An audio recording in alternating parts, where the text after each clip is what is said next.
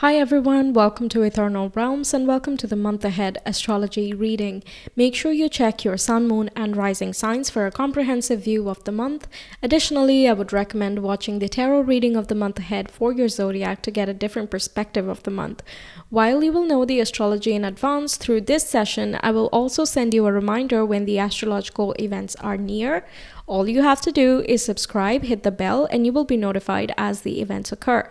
I occasionally post behind the scenes meditation guidance, quizzes, and polls, which you can check for yourself in my community page. And it goes without saying that you will be notified when new videos are out, such as other zodiac readings and pick a card tarot readings too. If you prefer to cut down the guesswork about your month ahead, you can always connect with me via Etsy to get a personalized week by week, month ahead tarot reading paired with the general astrology. So enough about me, let's talk about you. So Pisces, on the 1st of July, we have the Sun meeting with Mercury in the sign of Cancer, and this isn't a favorable aspect to you, so your 5th house is getting lit up. You're likely feeling very soothed and peaceful. There is a sense of harmony, especially with home and family and your other loved ones as well. There is a sense of emotional security, enough that you are expressing yourself more coherently. You might find yourself feeling a little bit talkative or more creative and talented around this time. So make sure to express yourself as creatively as you want and spend time with your children as well, if you have any, because you're likely going to form a very nice bond or have a wonderful conversation. On the 2nd, we have Venus in Leo squaring with Uranus in Taurus, and that is lighting your 6th house of day-to-day routines, your habits, your workspace, your employees as well. And your Taurus house is in your 3rd house of communication, travel, short distance travel, contracts as well, social media, marketing, all of these things. So there can be some unexpected developments that are happening in your colleague space or your local community, your immediate environment. And this can also talk about breakthroughs in your, mental space as well. Okay, so clearer thoughts or being able to explain yourself a little bit more clearly because you're having to. Okay, that's the thing about squares. You just gotta, okay? You have to figure out how you're gonna do it, but you just have to figure it out. That's the point. Now, because you're having to, let's say, make a presentation at work and you have to showcase what you have done, and this can be more creative in nature, or this is like a solo presentation kind of case, so you're preparing for that, or this can on another level be about you have your routines and your schedule and you really want to work out for yourself, but you might have to travel someplace or something takes a little bit longer than you would like to, and that was unexpected or unplanned, so you're kind of annoyed that you didn't get as much time to, let's say, work out or make a specific dinner or something like that. Okay, so it's okay. It's a relatively short-lived aspect, but yes, it's something that needs to be worked through. Squares mean that there needs to be some action that's taken in order for it to get resolved. On the 3rd, we have a full moon in Capricorn. So the moon is in Capricorn, the sun is in Cancer, and that's lighting up your, let's see, your 5th house and your 11th house. Okay, so what are your hopes, dreams, and aspirations, and what are you doing in your personal time to achieve them? This can also mean that you are having some conversations with your friends or your social media network, if you have one or you have a lot of presence in there, or you're looking at what can be done in your personal space, in your personal time, even though it might be a little bit harder to manage, to make sure that you are following up and pursuing that long-term aspiration, or what are your ideals in life and how can you make those a reality in your day-to-day life? How can you express yourself better so that it is also beneficial to humanity, but also is enjoyable for you? On another level, this can talk about your dating life. What are you looking for ultimately, and who are you dating right now? Is there a mismatch? And if so, there needs to be some rebalancing. On the 9th, we have a favorable aspect between Mercury in Cancer in your 5th house, and Neptune in Pisces, and Neptune is retrograde at this time. So there is a realistic look at who you're dating, what is your dating life like, and the way that you showcase your romance. Also, this can talk about your emotional connections with people in general, your sense of creativity, how you're showcasing your skills, and also, you can have very nice realistic conversations with your children as well. So nice time overall, generally quite peaceful and harmonious. On the 10th, we have a couple of things happening. Mercury is in Cancer, and that is right opposite Pluto in Capricorn, and Pluto is retrograde at this time. So I really like this opposition because Mercury is making something conscious that Pluto is trying to tell us while being in Capricorn. Now, because Pluto is a far off planet, it's kind of hard to understand its language on like a everyday basis. Okay, we don't quite feel it so pronouncedly. But because of Mercury's presence, this indicates that we are realizing something either through someone we are in love with, or we're dating, or our children, or through our crafts and creativity. And we recognize that, okay, this is something I'm really passionate about. Maybe I can make this an aspiration. Maybe this is what I need to do in order to feel more clear-headed, or as if I'm achieving a lot, or feeling successful, things like that. If you have any negative thoughts related with your long-term future, it can become quite apparent here so that it is resolved. Okay, that's the purpose.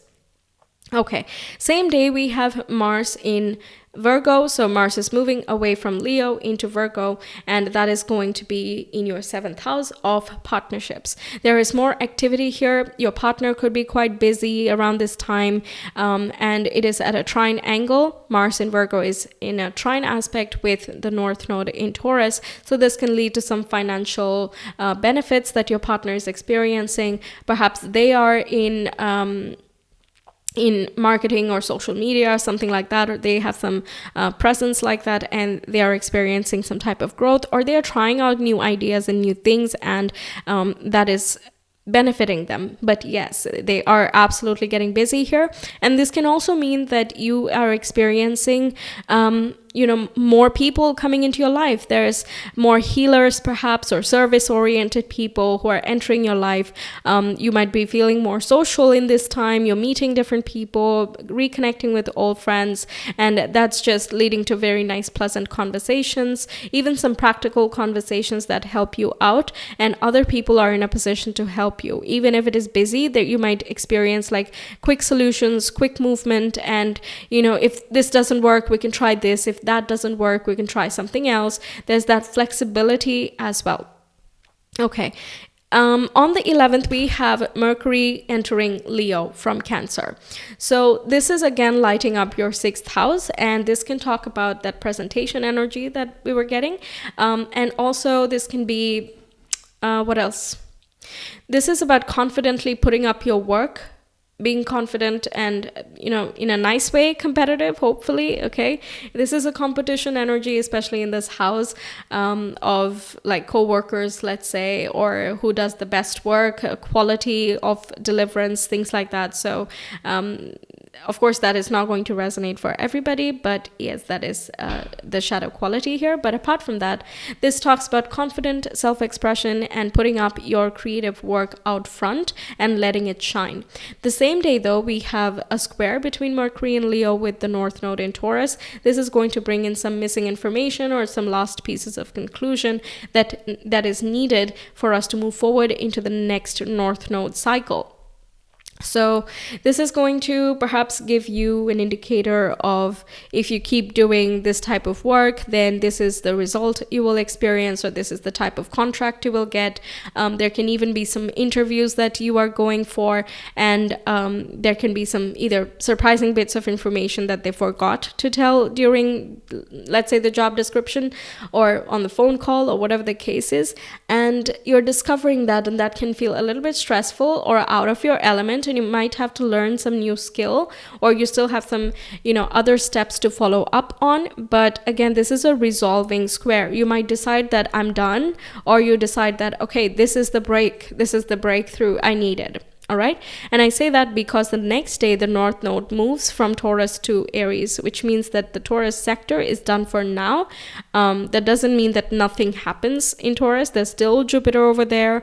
There's still Uranus there. There will be shifts and changes, but the path of fulfillment is now changing. We don't have to be overly focused in that particular zodiac. So and the North Node shifting into Aries automatically means that the South Node is now moving into Libra, and that is bringing into focus your financial access. So you need to focus more on your personal finances and possessions. You might be wanting to, figure out new income sources, or you're looking for an increase in pay, and you want that to be fairly recompensing your skill and the drive that you put into things. You take initiative in that way, and that can lead to some nice growth.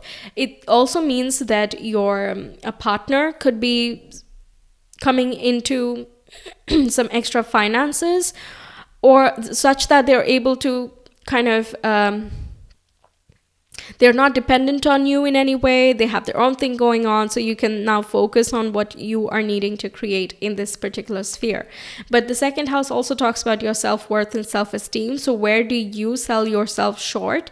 We need to focus on that and raise the vibe of that particular house. If there is any lack of management of finances, Aries in the second house can mean that you burn through money, depending on Mars placement. Actually, it's a general statement that I'm making right now. But if Mars is in Aries, let's say, or just Aries in the second house, it means that you have the drive and you absolutely get your money, but it is also possible that you burn through it very quickly. Okay, so if that is the case, then North Node moving here is going to help you manage your resources really well, such that you feel very proud of yourself. You're growing your finances consistently. There's plenty of savings, and yes, a lots of fulfillment. On the 17th, we have a new moon in Cancer, and that's in your 5th house of creativity, personal time, your romantic life, as well as children. So new beginnings and new potential that is emerging now, new capacities you're gathering within yourself. But apart from that, on a very mundane level, this is just feeling quite nice on this particular day. It might be relatively low key. Full moons are a little bit more hyped, but new moons are relatively chill. So that is there. Okay, now the same day we have a square between Mercury in Leo with Jupiter in Taurus. So once again, there can be new communication or busyness, kind of over-promising, under-delivering type of situation going on between your co-workers and the people you're employing. Also, the work that you are promising to accomplish. There might be a bit of a learning curve and you don't quite recognize how much there is to learn at this time. So just manage the expectations that you're giving to others. And I say that especially because it is a time of the new moon. We don't have a very, very clear idea because it's a dark night. It's a darkness, as in there are many things that are obscured, they're not yet known, but there's a lot of potential. So yes, you could learn a lot, that's for sure. But if people are expecting it by tomorrow, the results to show up and shine by tomorrow, then that might be a little bit too close for comfort. So just be watchful of that bit. On the 20th, we have the Sun in Cancer trining Neptune in Pisces, and Neptune is retrograde at this time. And this is bringing into focus your 5th house of creativity, your dating life, like I mentioned, and Pisces is your zodiac, of course, and Neptune is there. So we're looking at how you can enjoy or bring more joy into your life, bring more creativity and love into your life. In general, you're feeling a little bit harmonious at this time. Now, the same day we have Mars in Virgo, right opposite Saturn retrograde in your sign. So again, there is like busyness going on in the partnership house. You might see other people running around, but you're relatively like, okay, I'm flexible, I can change things, and you do have your stuff going on, but you're realistic about what you can do, when you can do it, and you're also pacing yourself, you're shifting things around, you're managing your time. So you will see, and if you're not, Saturn retrograde is absolutely going to bring that into focus. So Mars in Virgo can also mean that your partner is feeling a little bit what argumentative, okay, that there can be some arguments when we have an opposition as well, that hey, you're not doing this well enough, come on, finish things so that we can go out, or we can spend time together, whatever the case is. Or if you don't have a partner, again, this can mean that you're spending too much time secluded and by yourself. So then how are you going to meet someone? All these people knocking on your door and contacting you on whatever apps you're on, and you're like, it's fine, I'm just not gonna go. If that is the case, then it's harder to meet people if that's something you want. So it's up to you how you want to balance this. With oppositions, it's all about moderation of both extremes so that we come to a state of balance and harmony. On the 22nd, we have another opposition. This is again between the Sun in Cancer and Pluto in Capricorn, and Pluto is retrograde at this time. So what do you do for yourself, and what are you doing for others? What are your relationships with your friendships? And are you getting closer to your aspirations and ideals? These questions are going to come back up, and again, recalibration is needed. The same day, we have a square between the Sun in Cancer in your 5th house and the North Node in Aries in your 2nd house.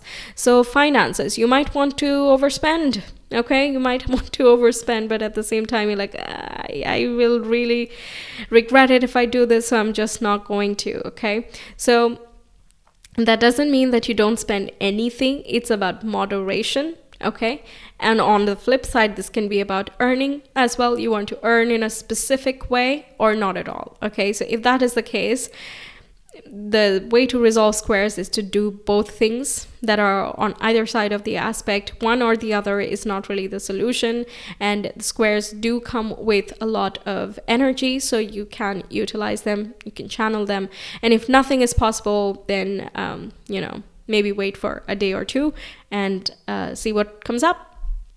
Okay, on the 23rd, we have the zodiac season shifting from Cancer season to Leo season. So focus is coming up into the career house, your lifestyle, your routines, and your diet plan as well. Are you exercising? Are you feeling active enough? Are you moving? Are you expressing? All of these things can come up. And on the same day, we have Venus in Leo going retrograde. So you're rethinking your relationship to work, to passion, to creativity. And this is going to take you some time. And this is about also looking at how are you making romance a part of your life, or how are you catering to your finances? Is your work compensating you for your finances? These things can also come up because Venus is associated with money and love. The same day, we have Mercury in Leo squaring Uranus in Taurus. So the 3rd and the 6th house axis is coming back up, and this can mean that you have some activity going on in the work sphere, because there's some unexpected communication or travel plans that are coming up, and you're like, okay, well, I have to attend to that now, so I will think about whatever feelings I'm having about my work a little bit later. And by a little bit later, I mean the 27th, when we are likely to get more conscious insight about what is exactly bothering us or what would exactly fulfill us, because Mercury is going to conjunct Venus, who is retrograde at this time in the sign of Leo, which brings in further clarity. On the 28th, we have Mercury in Leo trining the North Node in Aries. So this brings in again new bits of information, encouragement, joy, and this can even be some conversations about increments and bonuses, or having some interviews as well with others who are more high paying, and you're looking forward to it, or it looks optimistic at this time. Now be patient with yourself while the North Node is moving through the sky, because when anything is new, you don't know everything from the get-go. So be patient. On the 22nd, you might feel as though there are missing steps and that there's more things to do and take care of, and you're not quite there yet. But on the 28th, you're going to see some positive progress as well, which are going to encourage you and keep you going. The same day, we have Mercury moving into its home sign of Virgo. So over here, Mercury takes on a more, analytical approach. It's more service oriented as well. It can be a healer, and Mercury is the sign of communication, or the planet of communication as well. So you might be having some important conversations with your partner, or you're getting some time with them But remember, Mars is still here, so they might be getting a lot of communication. People might be approaching them or contacting them or whatever for their services or whatever it is they do. I think they are more active around this time, okay? But you're still having more connection in this period. And Mars being in Virgo is not really the worst thing. It's not that they're busy with other things necessarily, but that they are also passionate about you and you're feeling more passionate and wanting to converse more with them. So there's just an increase in the connection, basically. So that's what I have for you. Thank you for being here. I really hope you enjoyed and that the messages help you out throughout the month. Stay tuned for the tarot reading for your zodiac sign as well. I will be uploading them soon. Make sure you subscribe and hit the bell so you're notified whenever that's up. And if you enjoyed the reading, please do like and comment your thoughts if you have any. It will be really lovely to hear back from you and it really helps the channel grow as well. I will see you some other time. Until then, take care. Bye.